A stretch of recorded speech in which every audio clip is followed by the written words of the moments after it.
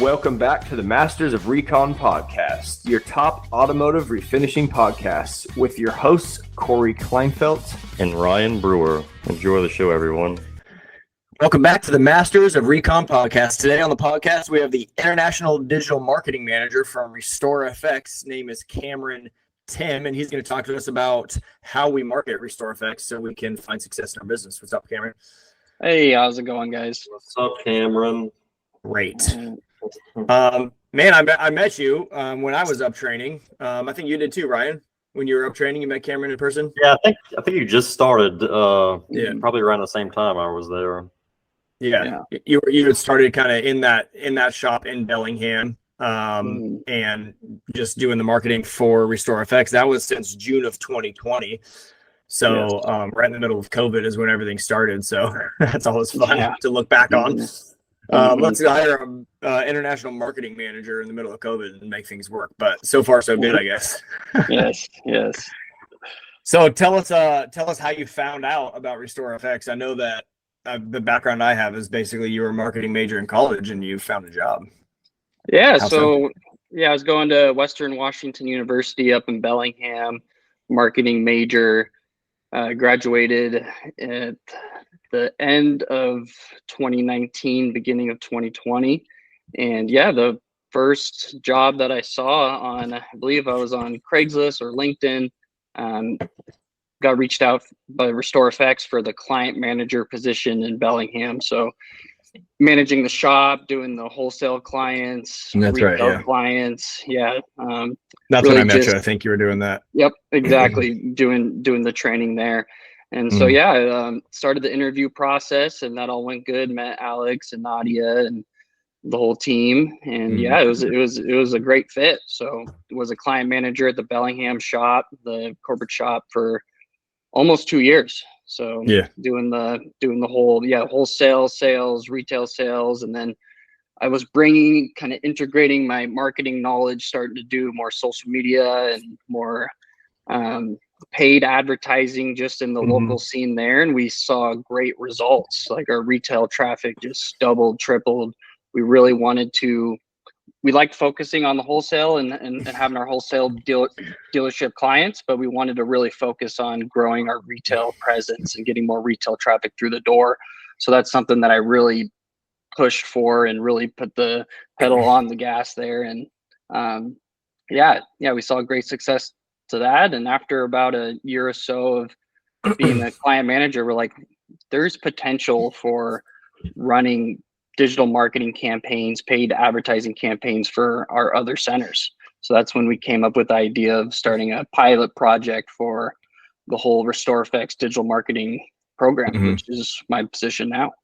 Yeah, that's awesome. Did you always love cars? Yeah, I had a few car phases definitely growing up in high school for sure. Yeah, I was definitely into cars. And then I'd say like around my senior year, I just got a truck and definitely still into trucks. And I had a 4Runner, but moved out of the whole, like Civic, Volkswagen, Subaru phase. Yeah, for sure. We all have phases, dude. To be perfectly honest with you, like people that have listened to me on podcasts for a long time, like I'm really not like a car guy, to be honest. Much at all.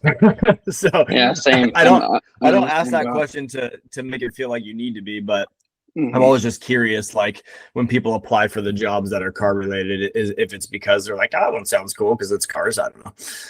I don't think it's required to love vehicles to be successful in this business.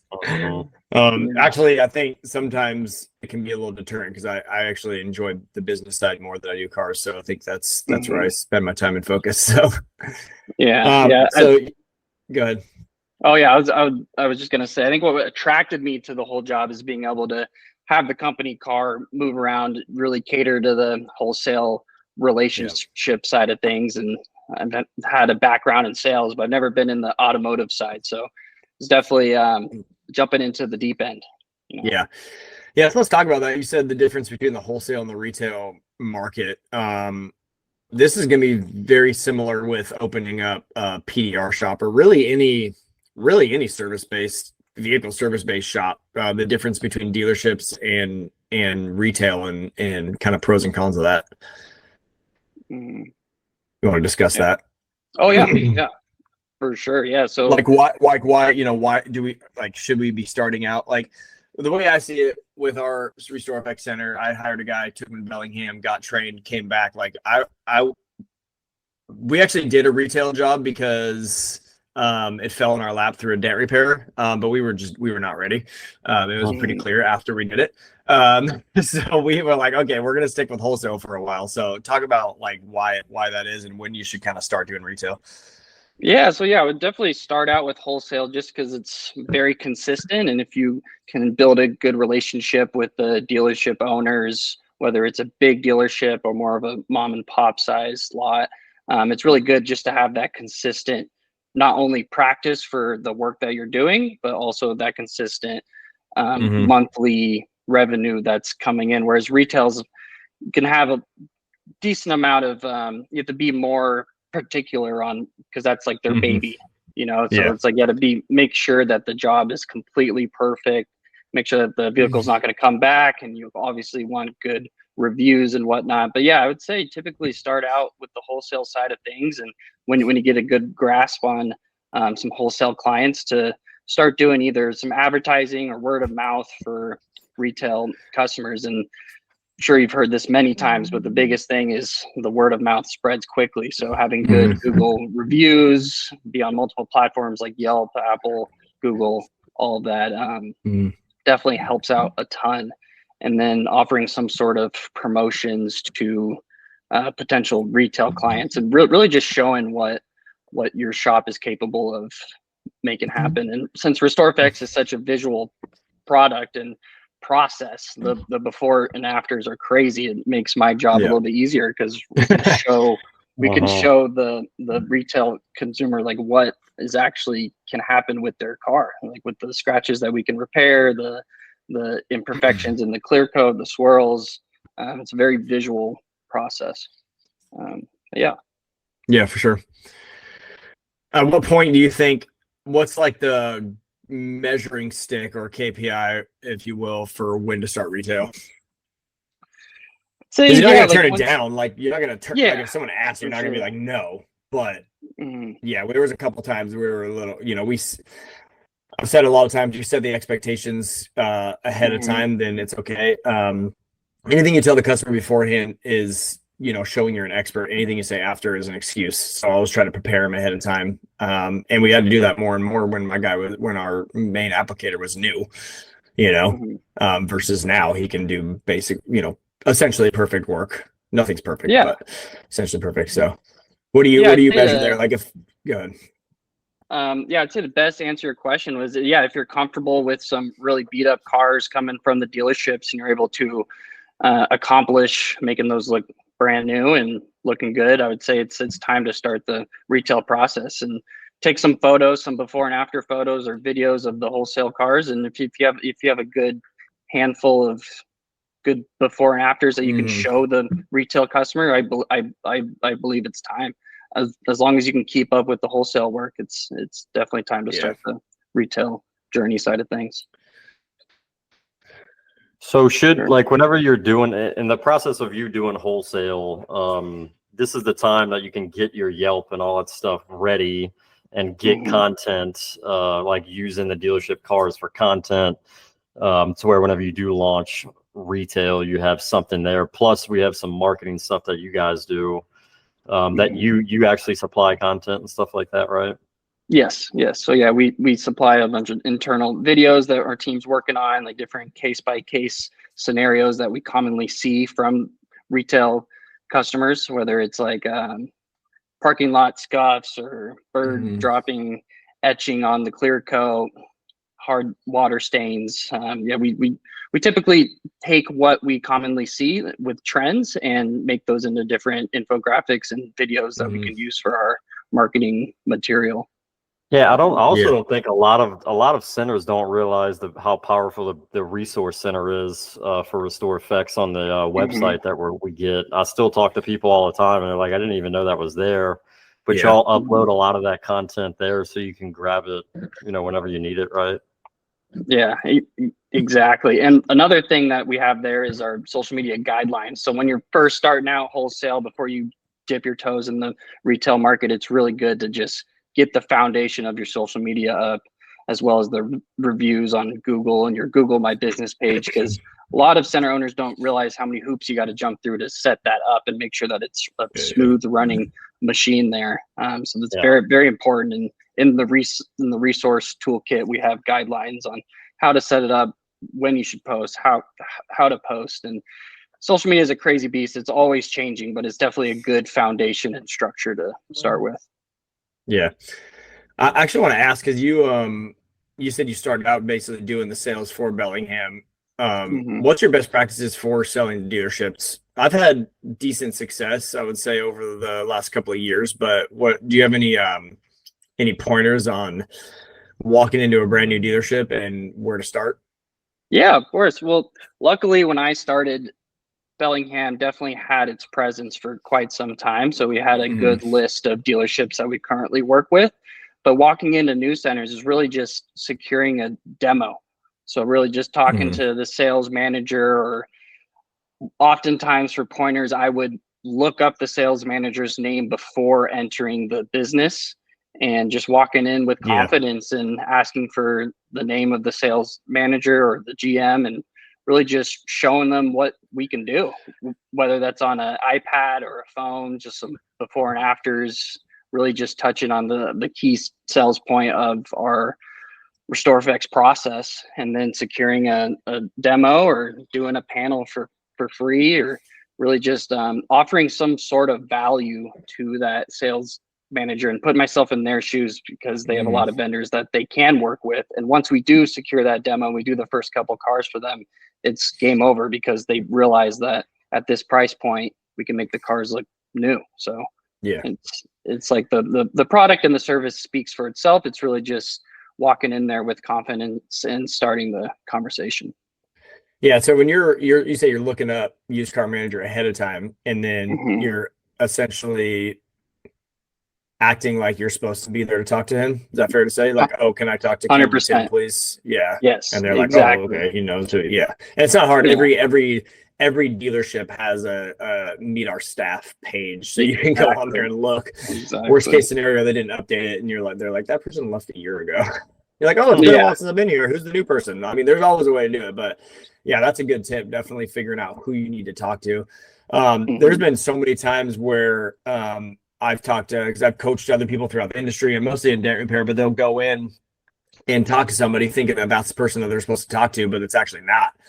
So sometimes the used car manager doesn't necessarily make the call on the reconditioning of the cars. If it's a if it's a massive group, there might be a reconditioning manager somewhere, or sometimes the service side does it. So looking for the used car manager is great, but I would make sure within the first conversation or two that you're making sure that he's the one that can say yes to the cars. Yes. You know what I mean? Exactly. That's the next step, is making sure you're talking. You can sell the guy all day long. He's like, yes, yeah, super cool. It's awesome. Like, I love it. But then he's not the one that gets to spend the money on the cars. So that's always frustrating. You're like 4 sales calls in, and you're like, that's dumb. I wasted my time. I mean, every dealership works a bit differently. Like I've had some relationships where I need to talk to the lot guy first, and then I move my way up, and I'll walk in, I'll pitch these certain amount of cars, and then they'll pass the list to this guy. So it's really just being friendly to everybody, not being afraid of the word no. Definitely hear that quite a bit at a new dealership when you're first starting. So yeah, I'd say just be especially an expensive vendor. I've realized, like, because the PDR is typically not an expensive vendor. They're kind of mixed in with everybody else, like do full cars, $7,500 or whatever. Being a more of like probably the second most expensive, I would say, behind like the body shop that they use realistically. So that's been definitely it's the consistency on that, just showing them what you can do, obviously, and being consistent going in, because it's a decision. It's a chunk of money. I mean, we're at like $500 to $600 for wholesale cars. So maybe a little bit on the higher end, which I'd rather be, but I don't know. Do you have an opinion on pricing for wholesale cars as well? Or is it very, it's been a couple years since I've been in that position, but yeah, I'd say you want to start your costs high. Just because of the results that we can do in the wholesale market. And it was a big shock to me for the automotive industry is just you can't bring your price. It's harder to scale your price. So you definitely want to start high, and they're gonna try to beat So you up true, on the prices. And yeah, so it's like you always have to have that conversation of, oh well, everything else is going up, we're gonna have to go up too. And that's the last thing that they want to hear with their margins. So yeah, I'd definitely say to start your cost higher for sure. Yeah. What do you got, Ryan? I was just well, you talking about what? The wholesale stuff? Wholesale pricing. I did it the complete opposite, like everything else in this business. And I really wish I would have started higher, but for me it was like, yep, this is the price. I'm not saying it's not going to go up, but I'm not going down. So you're not going to beat me up. So we didn't even have those conversations of like the price getting dropped. It was more like, this is the price, this is where it's going to stay. Luckily, the relationships we have with them, we were able to increase the prices a tad bit to make it worth it, because we had to at a certain extent with the price of shipping and everything else going up. It definitely, I wish I would have started higher for sure. You went like hardcore volume though. Like that was the thing. You went for like the volume play. You were just like, give me a bunch of cars. It was like, I don't know, what were you 400-ish or less, somewhere in that zone? Yeah, we started at 400. We worked our way up to 450, and then we have some dealerships where we're like 580 to 650. It just depends. Yeah, it depends on the dealer. Yeah, I mean, I've raised my price. Like our new deal, the first dealer that we got that's kept us consistently busy, gives us like 3 to 5 cars a week, is still at the lower price, but everyone else is higher. This is what it is. I mean, I'm getting new accounts. I'm like, that's 500 to 600. I might exactly. Might go and get up again the next time, 550 to 650. I don't know. Just depends. Yeah. I need to systematize a little better because my guys like getting confused. I'm like, they're the cheaper price. You can't be charging them that much, you know? Yeah.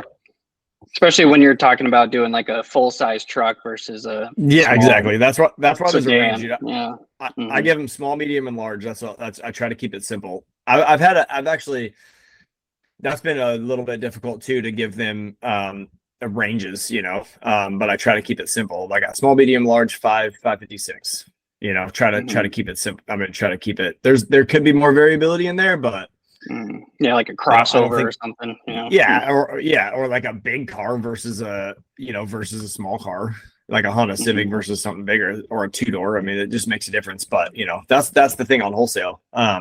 With retail, and we'll move into that, is completely different beast. Like, every car is different. They're priced at double or more. Then there's options. Do you want us to remove the badging and put it back on, or keep it off? Sometimes debadge it. And there's just a lot of little intricacies on the retail side that with wholesale, it's just like, sometimes you get an easy car that's like super swirled up from a car wash and you're like, this is easy money. And then you get another one that's completely effed up and you're like, same price, but it's different amount of work. You know, that's the wholesale game though. Anybody that's been in the wholesale game knows, like, sometimes you win, some days you win, some days you want to quit wholesale. Oh yeah. For sure. Yeah. So talk about how the idea came about for, you know, moving you from just being the guy at Bellingham selling into basically marketing for all RestorFX centers, essentially. That's a big change. Yeah.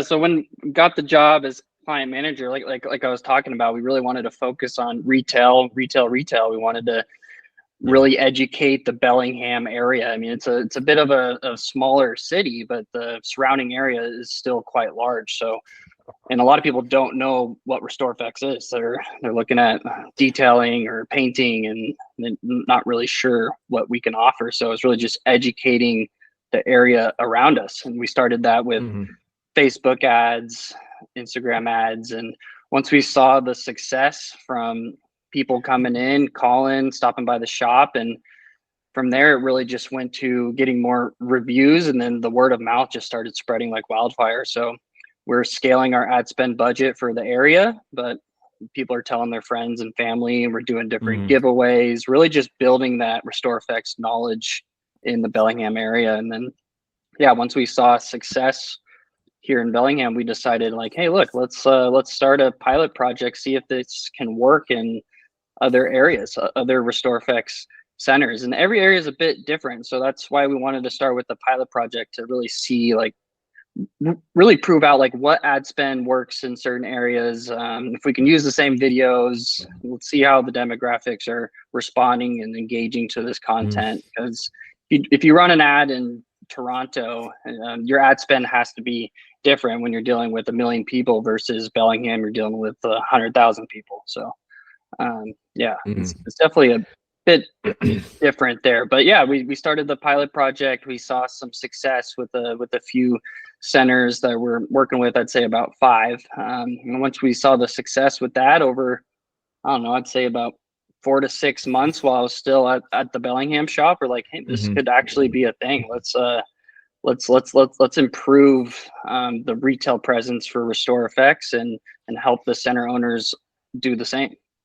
So yeah. So it's cool that you had the opportunity to be on the market, because I don't think anybody who owns a PDR company or any type of recon center has a marketing degree that you have, right?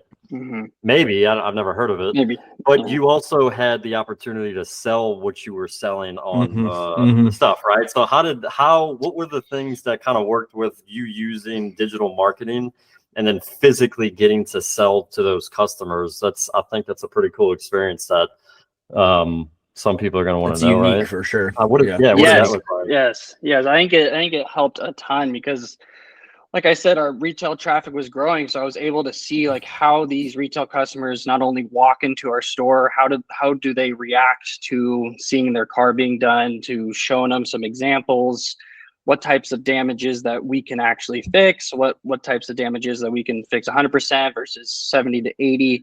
It really just gave me an idea of what type of content that people want to see and what type of content that people will engage with, not only for the visual creative side of things, but also the messaging. So what the digital marketing ads are saying, really just resonating with what the retail customer wants. So putting myself in their shoes, like I said, like the constant, when I was sales for Bellingham, it's just those constant small sales of the retail customers coming in, doing a few every day. It's really just either like doing a consultation for a car or doing a full booking, and then doing the presentation for them getting their vehicle done. Just really gives me a good idea of what retail customers want.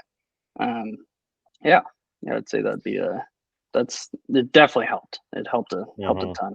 Well, I think it helped on both ends. It definitely helped you to grow the marketing, the digital marketing side of it, because you were involved in the back end of selling it. And then it kind of showed you what needed to be done. So that's what's cool about that whole situation, and I think why it's been so successful. I know it's probably rocky in the beginning because it's all new to everybody, and then you're getting your bearings straight. But then I feel like the past year of like 2023, the success that we've heard you have definitely stemmed from that, which is really good. Yeah, exactly. It just keeps spreading, and the digital market landscape's always changing. Like the platforms that we work on, they're always coming out with new features, different ways of doing the actual business of running ads. But one other thing that I just thought of is when I was working at the RestorFX Bellingham Center, I was able to really manually track how many people are either calling in, stopping by the shop, shooting us a message on these social media platforms. So I was really able to track our growth over from week to week. So the numbers from calling, stopping by, messages, emails, and that's what really showed us like the actual growth from our digital marketing spend. And that's where we're like, we have to get this out. This is definitely working. People are understanding and getting educated on what RestorFX is. Oh. Nice. What are we actually selling, Cameron? What are we selling? Yeah, we're selling a solution to their problem. So we're selling not like only, what is it though? Like, 'cause it's not necessarily the shiny car. I mean, that is what we're giving them, but like we're selling something else, I feel like. Yeah, I'd say we're selling that they don't have to have a headache of a temporary detail wax that's going to go away, or shelling out the cash for having to repaint a panel or the full car. We're really just selling, this is a permanent fix, and this is not only going to save you time and money, but it's going to last for as long as you want. As long as you're going to own the car, and we're going to add value to it as well. Yeah, and I even take a step further. I feel like no one needs a shiny car. Like, let's be honest, or a flat panel, Ryan. We've talked about this a million different times. Like, dents don't matter in the long run, realistically, right? I feel like we're selling like a mental state. We're selling like a happiness. We're selling like a lack of frustration, peace of mind. Because there's cars are expensive, dude, and we're part of that expense. But a lot of people have leases and loans that are paying $800, $1,200 a month, and they come outside and they just hate what they look at. that's what we try to lean on. It's like, well, that's because your car reflects on who you are, and right? that too. Yeah. I mean, not for everybody. Well, actually, yes, for everybody. It's everybody. Some people don't care. I'll say. Well, that's the ones that reflect of like their life. They don't care, right? They don't care what their house looks like, right? Yeah. So a lot of times you can read a lot of people from their car, and the people that know that and care about that. I think that's what you're selling, man. The amount of times that I've sold a dent repair or a scratch repair or something from someone saying that, driver's side of the car, every time they come out, that's literally all they can see. Or they walk into the garage and the first thing they see is that thing. And the it sounds dumb to say it because it's a first world problem for sure, but the mental anguish that causes people is very high on the list for some people. Very, very high. And I think that's really what we're giving the customer, totally. And there's a whole nother way to spin this too that I saw is for people that are looking to sell their car, sell their truck. That's a whole nother market to tap into too, because instead of you can just really make it look nice, polish it up, really get the scratches out, do the RestorFX side of things, and they could really add value on that end of sale, especially if it's a bit of an older car. There's a reason why the wholesale dealerships do it. So that's a whole nother retail side of things too, especially on the campaign side of the ads. It's like, hey, looking to sell your car? Like, you can really make it look that much better with making it not look like shit. Yeah, exactly. And I don't almost never do that in dent repair, to be honest. I'm always like, if like paying me to fix a dent, a single dent or a larger dent in a car is typically not going to get the ROI you want unless it's like the only thing wrong with it. If it's like the last thing wrong, like if there's other problems with it, you should definitely fix those before you fix the door ding, because the door dings are expensive, to be honest, So but with the RestorFX, 100%, I'm like, just let me do a once over on this thing. I'll just fix like 80 or 90% of your problems in one foul swoop, and then that's going to give you a better ROI. As far as like, give me $1,000 on the trade-in, you'll probably get more than that. Do you actually have any numbers on that? Any specifics? Have you ever tried to? Pretty tough, not off the top of my head, but I can tell you from firsthand experiences with used cars that I've owned personally, that I've done a RestorFX job and then list on Craigslist, it just goes instantly. Like, granted, it is a Toyota or like a RAV4 or something. Yeah, but it's like the overall presence of the shiny, like no scratches, just really looking nice. If the car itself is in good working condition and you can really make the exterior look nice, it helps a ton. I'd say it just really speeds up the process there. Yeah, for sure, dude. I mean, selling beauty, man, is a real thing. There's a lot of that happens in the world. As far as beauty for yourself, right? Like gyms and makeup and skincare and hair and nails and car restoration. It's all just selling beauty. And there's literally no reason why there should be like shiny painted panels on a car. Almost no reason except for that it looks beautiful. That's it. That's pretty much the only reason. Like, it doesn't help save you in a crash nowadays. Exterior shiny panels. But beauty is important, dude. Like, I don't think people realize, like, beauty, just having things look good is a reflection of you and how you carry yourself, and that's super important, know.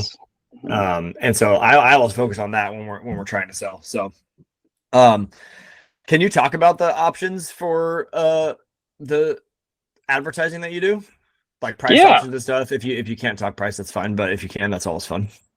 No, yeah, for sure. So the digital marketing program for RestorFX, we have different ad spend tiers, so different tier packages. But from the program as a whole, it's a very turnkey program. So you sign up for the RestorFX marketing program, we're going to do your organic social media posts. We're going to build a paid advertising funnel. So we call it the customer journey funnel. So top of funnel awareness, getting the word out, educating, really just showing that visual aspect of RestorFX. And then as customers interact with that type of content, we'll start a retargeting pool. So we'll get back in front of them for the middle of the funnel. That's going to be more starting lead generation forms, connecting to a CRM, really doing the sales push and getting as much interactions with that retail customer. And then you have the bottom of the funnel, which is going to be all of our retargeting efforts,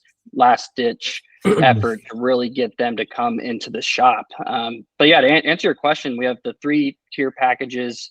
Starts around $1,000 for the first tier, $1,500 for the second tier, and $2,000 for the third tier. And that's the biggest difference, is the ad spend that goes along with those tiers. We'll still do the organic social media post for you. We'll still build that funnel, but the more ad spend that we have, the more levers that we can pull for the operating the different funnels stages all at once. And like I was mentioning earlier, is your ad spend is going to be different in a big city versus a small town. So typically I like to have a conversation with the center owner or anybody that's looking to advertise is, hey, what are your goals? What's your marketing budget? But also, like, what's your population size, and how far are people willing to drive to your center to get the work done? Because in bigger cities, it's like people don't want to go that far, but in smaller areas, people are driving 30 minutes. So for anything. Yeah, exactly. True. And the ratio of ad spend to ad management, I think, is very fair, above fair. Can I say that? I can share that too, right? Is that allowed? Yeah. Oh, sure. So I recently signed up for the $1,000 a month ad spend, and $750 is ads and $250 is management. So if you've ever ran ads from someone else, no one's going to run ads for you for $250 a month. This is not going to happen. This is not going to happen. Is that where you recommend to start? Like, where would a normal center start? Well, so that's the conversation. You go the $5,000 a month package, bro, and hire 2 more people. Yeah, that's a really good question, but that's where we start the conversation with the center owner and understand how many technicians they have, how many people they have working, as well as what's the demographic in your area, what's the population size. Typically, I'd want you to start at tier 2, so that $1,500 mark, especially if it's a bigger populated area. But if it's a smaller area or you don't have quite the marketing budget, I would start with tier 1. And it's always a plan to scale up. You don't want to scale back. So are you on? Are you doing anything on TikTok? We are not. No. So we mainly focus on Facebook and Instagram. We do a little bit of Google ads here and there too, but I'd say our main market's on Facebook and Instagram. It's just because it's such a visual product and service. It works I don't use TikTok, but you could target locally, right? Like, totally. Well, I would utilize TikTok as, like, that's what the center manager or whoever's in there doing that type of stuff is just making quick videos throughout the day, because it's going to relate back to Facebook and Instagram. It's just that TikTok's become so powerful. We see more people utilize the TikTok than anything, but it's just another platform to bring them into seeing your brand in multiple different places, right? Yeah, it all works as a spider web. So just having more platforms, the better, whether it's for organic traffic or you're actually running ads on TikTok. I haven't ran ads on TikTok, but it would all help your overall SEO and getting people to your website for sure. But I'd say, like, overall, the demographic that we're looking for a RestorFX retail customer or Dent customer is going to be a bit older. So I'd say that Facebook 30s. Works great, Instagram works great. But overall, the whole management fee, and that's what we offer just for our internal RestorFX center owners is it's really a no-brainer, because we're doing organic social media. We've proven out what works. Really just giving them the keys to what has worked in the past, and we customize that as much as we need to for that demographic. Yeah, 100%. It's a very, like I said, the ratio is very realistic. And it does hook up to the CRM system. So when you and I started, we were fairly busy with just without running ads, but we're trying to market and grow. So then we just recently signed up. And lost my train of thought on that, to be honest with you. I forgot where I was going with it. Yeah, the CRM. So yeah, it hooks up to the CRM. So we are getting a lot of leads, a lot of people, and it's a form to fill out too. So it takes a second of work. And you got to like give up some information, which a lot of people, definitely aren't just going to do willy nilly. I would say they are actually at least somewhat curious to put in your, first name, last name, phone number, email. Like they know someone's going to contact you. They know that. So, you know what I mean? And so we get a lot of leads, but hooking up into the CRM system is nice because even with that, there's just a lot of people that just fill it out and just disappear. It's phenomenal. It's fascinating to me. You're always going to get a percentage of that. I don't think you're ever going to get rid of that, but it's pretty wild to me that someone will see that, be interested in it, take 30 seconds to fill out stuff, and then just ghost. It's pretty wild. Yeah. But having the CRM system set up for us to send multiple message, right after they submit it pretty recently, the next day and then 2 days later, basically just saying, hey, let's hop on a call, let's discuss, let's do, whatever. And then I'll call them and still just nothing ever happens. Do you have a percentage of that happens to you guys too, Cameron, or? For sure. I mean, across all industries, you're going to get a little bit of that, whether it's a competitor that's filling out your form or someone's kid grabs their phone and fills it out. There's autofill on some of the forms, but true. For a majority of the time, the forms that we're running on Facebook and Instagram, you have to double check all the information that you enter. So there's like a 2-factor aspect to it. Yeah, so CAPTCHA or whatever. But at the end of the day, you're still going to have those people that fill out the form, whether they're sitting on the toilet or sitting on the couch and scrolling through. It is Facebook, it is Instagram, it's social media. So you're definitely going to get a bit of that. But as far as like ad spend goes and cost for advertising, it's like that's the best platform because there's a lot of people on Facebook, a lot of people on Instagram. And if you're paying for like an ad on a bus or a commercial on TV, you're going to spend so much more. And at the end of the day, it's still getting views and eyes on your ad. That's what we want to do. But what's cool about Facebook and Instagram is you can really have a lot of touch points with them. The retargeting that you can do on these platforms is just great. Yeah, 100%. I agree. Mm-hmm. Well, I definitely recommend not to advertise on a bus because those guys don't have cars to RestorFX. It's just like you don't like on the back of a bus in traffic. No, you see all those ads. It's just a good I don't know, like analogy that I like to use is like either like a bus ad or an ad that's on a bench. It's like you're paying for that, and you can just do so much more with these platforms now. Now with everybody spending all that time on social media. Yeah, and then on top of that, you get a monthly review with Cameron to go over that stuff to I don't know, fix it, change it, keep manipulating it to make it work better. So for the centers that are already existing, maybe been open a couple of years and they have, whether they were a dent company before that or something else that has a big clientele base, do you use any of our, like the people we have in our CRM to use to retarget some of those customers? Because I'm sure a lot of people have that, right? 100%. Yeah. So if they have an existing healthy customer list, we'll plug that into the algorithms for these platforms and use it for retargeting, not only for social media, but also for email drip campaigns and whatnot there. But yeah, having an existing presence helps a ton, especially for credibility. I'd say that's the hardest part about starting fresh from scratch is you want to start out with your organic side of things. For social media, starting from scratch is a lot harder, and you definitely want to start building up that audience. And it can take a few more months from starting from scratch than if you already have an existing business and service there. Yeah, we need to talk about that. Getting my current CRM system into the loop on that. Maybe that's a higher tier though. Maybe that's a higher tier. Totally. We'll get there. Yeah, but we're gonna have that. We're gonna have our meeting. I don't know, at some point today. We should do it live. Yeah, we could. We could. We could. You want to? Let's do it. Yeah, let's do it. I'm good. All right, let's see what we got. I'm like not quite 2 months into running ads, I would say, right? Did we start July 1st? No, after July 1st, like July 8th. Yeah, you started like the 8th, I believe. Yeah. So yeah, I would say just over a month here. All right, let's pull my stuff up. Let's do this live. Let's do it live. Why not? I don't know. I don't have a reason not to. Exactly. Well, now you're getting a vaccine of what's actually going on behind the scenes. Yeah. So give me a second. Let me pull it up. I wasn't quite prepared for it, but let me get it pulled up here.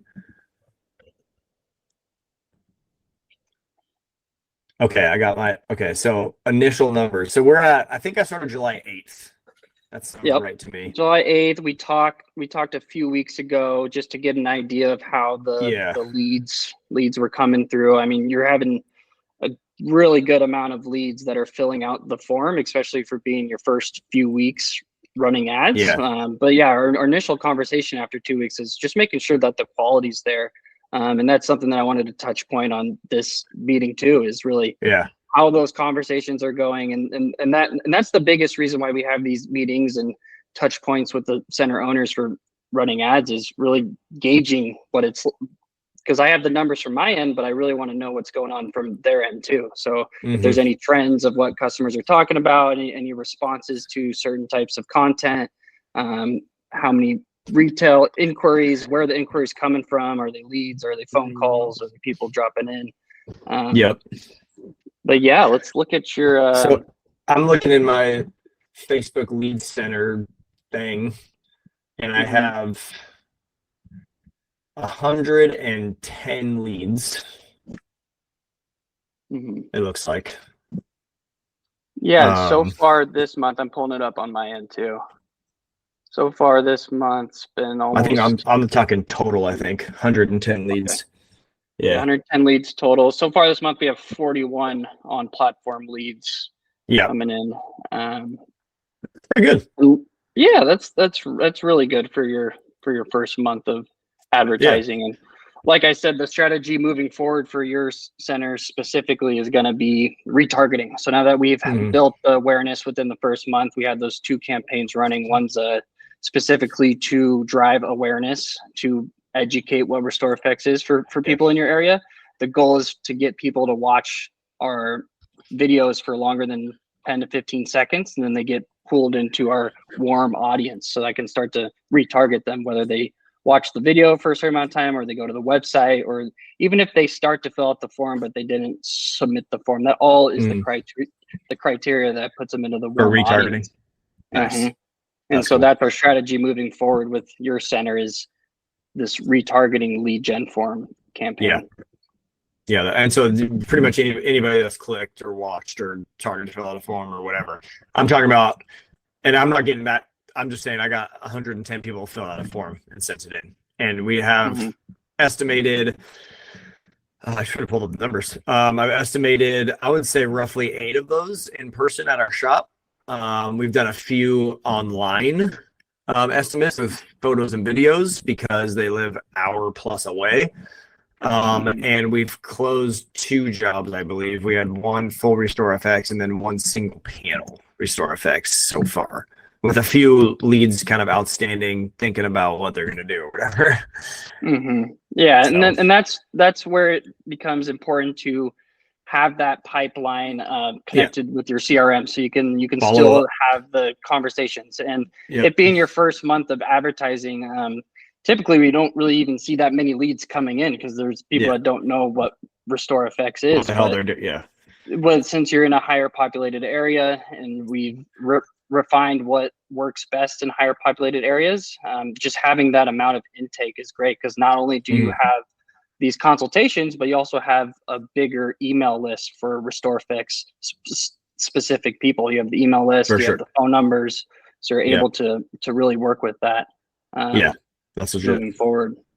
So that's the next step. And I was like, retargeting is pretty cheap, right? Isn't it?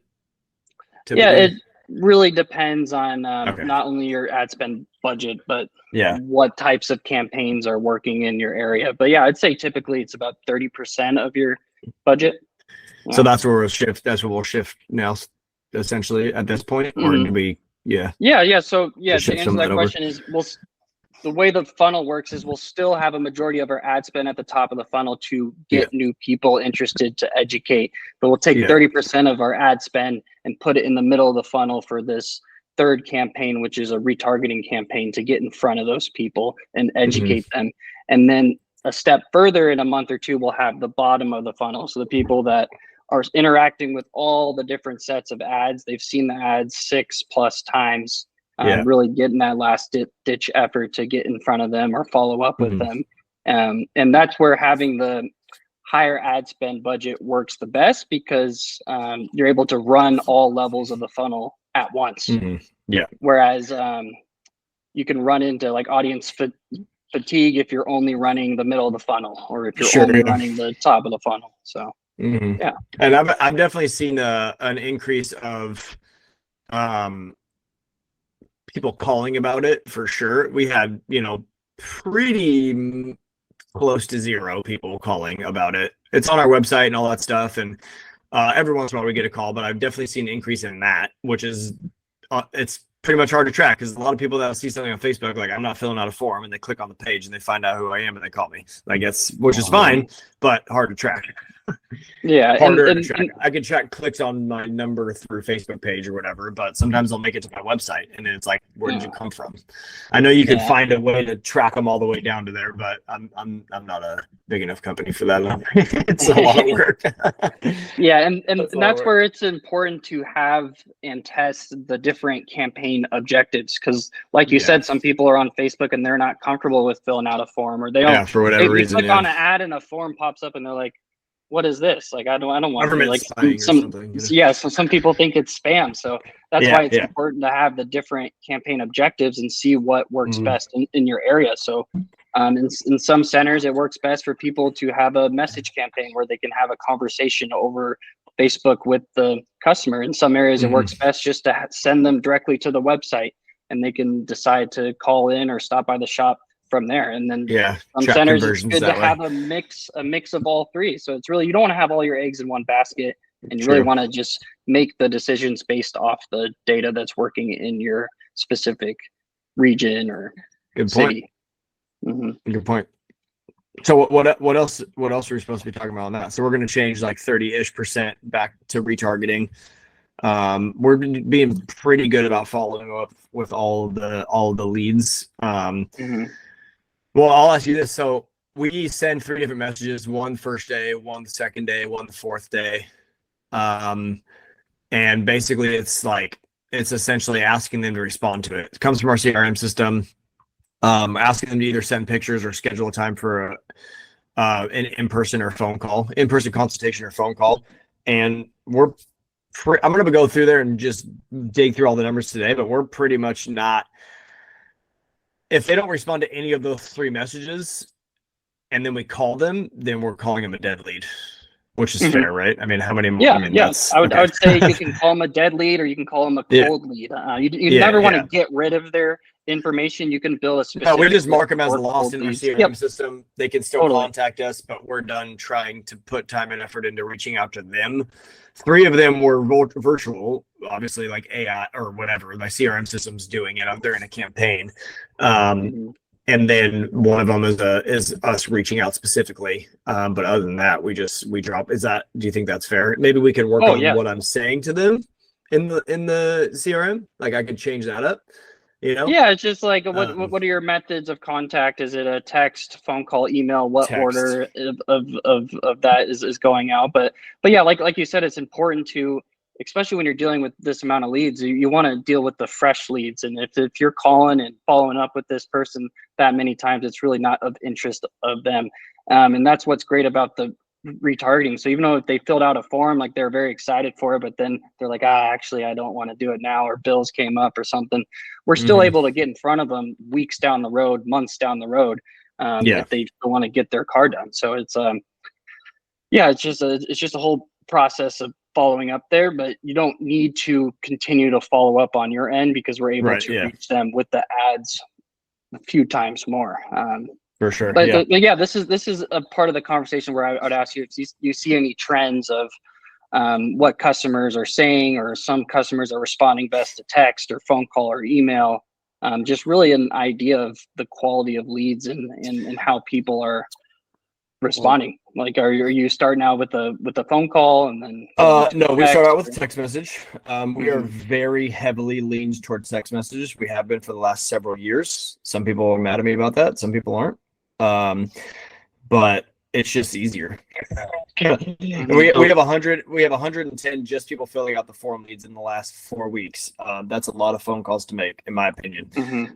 If someone can't, I'm gonna miss customers. I know there's older people or whatever, but I'm in California, I'm in Sacramento.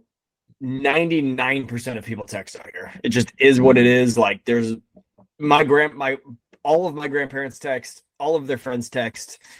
I don't know if it's different in other states, but text is just fine for the most part. Every once in a while, we will get a text in go through, which is a landline. We'll call them. Pretty simple. But so the first text message they get, it says, "Hey," and then their name, because I have it from the forum.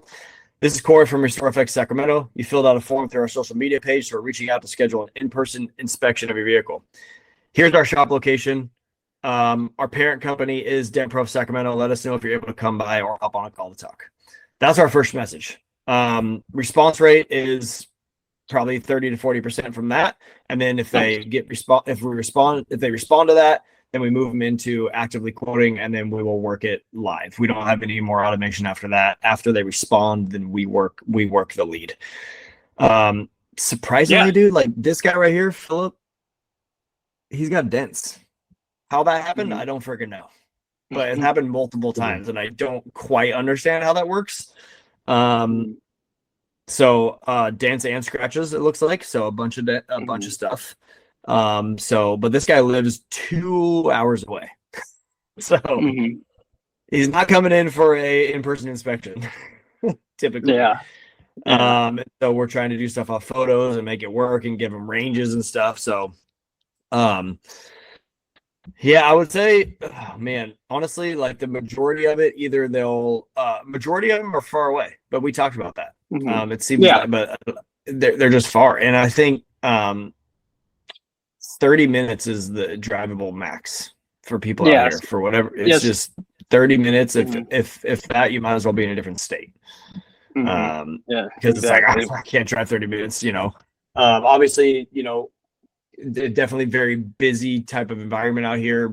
Typically both people in the household work. So someone coming during my work hours are their work hours. So having someone come by is definitely a little bit tougher. So we try to do stuff over photos, but so I would say, a lot of times I would say my feel of looking through all these conversations is a lot of people are far away. So we're doing stuff over photos, giving that big of a number over photos without really talking to them about what we can do or having them see other cars in process is definitely a harder sell. Yeah. And that's all great information for me to move forward with. Because if it's a constant conversation that they're hour plus far away, like the conversation I had with you is, what we're doing is we run a radius for the advertising, a 25-mile radius around your center location. So what Facebook and Instagram pick up on is anybody that's been in that circle of radius, or they frequently are in that circle, or they live there. So you'll still have people that are either coming into the city or passing by and they see the ad, they fill out the form. So what I would do based on that knowledge is lower that radius quite a bit, and then also on the lead gen form itself, do a disqualifying question or place where they can fill out is like, where are you located? Like, what's your zip code? Or are you within 30 minutes of Rancho Cordova? Yeah, exactly. If not, don't waste our time. That's where we start. We did literally have someone drive 2 hours for a RestorFX. I did not know that. They drove 2 hours and then they were wanting to wait. And I was like, fuck. Excuse me. Yeah. So it was actually a single panel. So we were able to do it and then bake it. Okay, nice. And so we sent it. So it wasn't a whole vehicle. But yeah, so we need to better communication with my team on what the expectations are for RestorFX repairs. It's not a dent repair. Come in, wait 2 hours, and go. So, but people will drive. People will drive, so, yeah, for certain customers that are wanting to do a panel done, or like you said, the guy reached out that he has a bunch of dents, is especially at the top of the funnel when we're educating the audience. There's a lot of people that are like, oh, is this a paint job? Is this a dent job? I mean, even though we're showing scratches and talking them through the process, they still don't really know what RestorFX is. So that's the importance of having that month or two of awareness and education. And the whole importance is the really the meat and potatoes of this whole thing is the retargeting process, so that people understand that, oh, this is not my car getting painted. This is not the dents being pulled out. This is a specific need or solution that I have. I have these scratches. They're a bit deeper that a detail shop can't get out. My color is oxidized. My panels are fading. So it's really just that whole educational piece is very important for RestorFX for sure. For sure. Yeah. But I think you need to think about this. The people filled that form out because they got the wow factor out of the ad that you ran, right? Whenever you just send a generic text, like you do, Corey, it's kind of like, it's boring, right? Yeah. So if there's a way to send an initial text with a YouTube video or some type of link to a video that like gives them back that wow factor, then they're like really more enticed to whether that's informational stuff that you're giving them, some more before and afters of what RestorFX is. I'm a little leery on sending links though. Why? I feel like because that's like double whammy on the shadiness. I feel like it's not. I mean, I feel like a lot of people, they fill out a Facebook lead, and I'm like, "Hey, you reached out on Facebook. Here, click this link to see a YouTube video." They're like, "I don't know." I get that, but if they're like, "Where's that link going?" Sometimes when you send a link through text, it actually has like the picture shows up. I was gonna mention that. Yes. Yeah, that's true. If it does that, that's great. I would definitely recommend that. And then for people driving from far away, you were talking about adding something to the form for them to like go in or out, or really was out. Or just a qualifying question, like, do you exactly? The qualifying questions should also entail like the time frame. Are you willing to drop your car off overnight, and are you willing to drive X amount of miles to get to our center? And that way, the overnight, people, if they're willing to fill that stuff out, then you know you got a pretty strong lead. And then you follow that back up with that wow factor, and then your next two texts can be pretty generic. Because if they don't get it after that second wow factor, then you're probably not going to capture them anyway. Yeah, exactly. That's why we ended up trying to call them too, because I think they want, obviously a real person interaction, super important. But I just want to make sure that if they fill out the lead, they hear from us relatively quickly. I don't want that. Sometimes if we get busy, that can be a day or two. So the CRM, they can hear from us and be like, hey, you filled out a form. Here's our information, blah, blah, blah.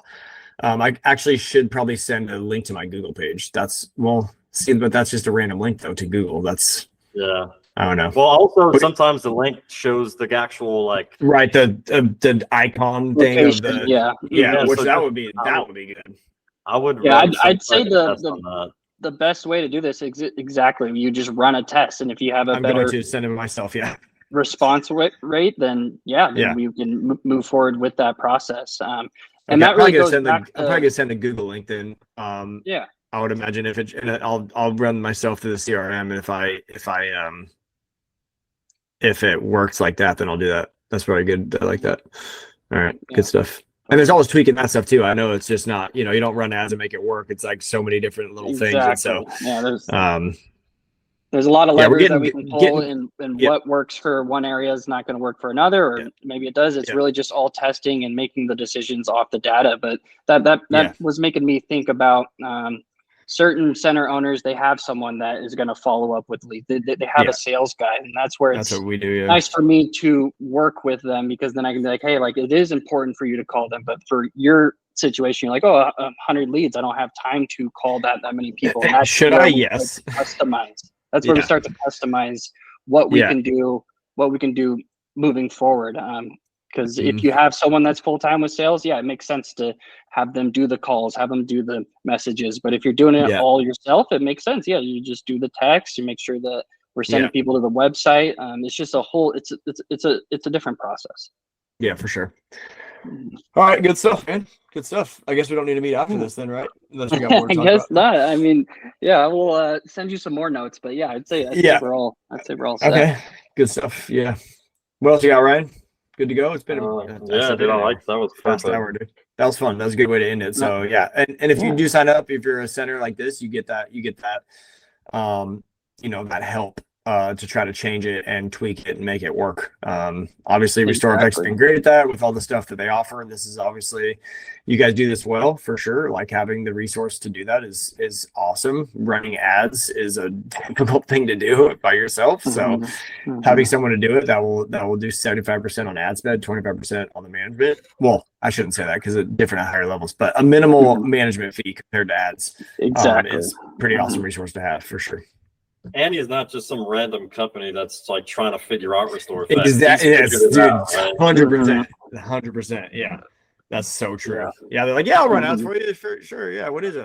Yeah. Yeah. And then you got to start doing research. And there's all these different marketing companies or people that say that they know what they're doing, but it's really what sets us apart doing the RestorFX internally for the digital marketing program is the experience, not only from the internal team, but also the amount of ad spend that we're able to do each month with all these centers. We're able to see what's working, what's not working, have those levers to pull. I mean, because we have 20, 25 centers that we're running ads for each month. That's a good amount of ad spend that we get to work with. Yeah, we got the data there. And so we got the industry in that market and demographic on lock. So that definitely puts us another step forward if you're going to go with some marketing agency that does, I don't know, like something completely different. Yeah, they can get their hands on anything. Yeah, everybody's running ads. So yeah, for sure.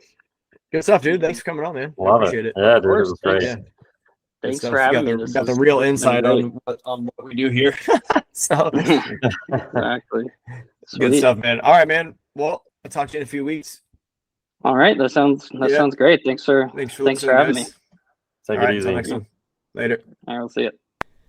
Thank you for listening to another episode of the Masters of Recon podcast. If you're getting value from this podcast, then please subscribe to the show and give us a review so others can find our show as well. And if you haven't joined the discussion yet, then go find us over at Masters of Recon Facebook group to join the weekly discussion. See you all next time.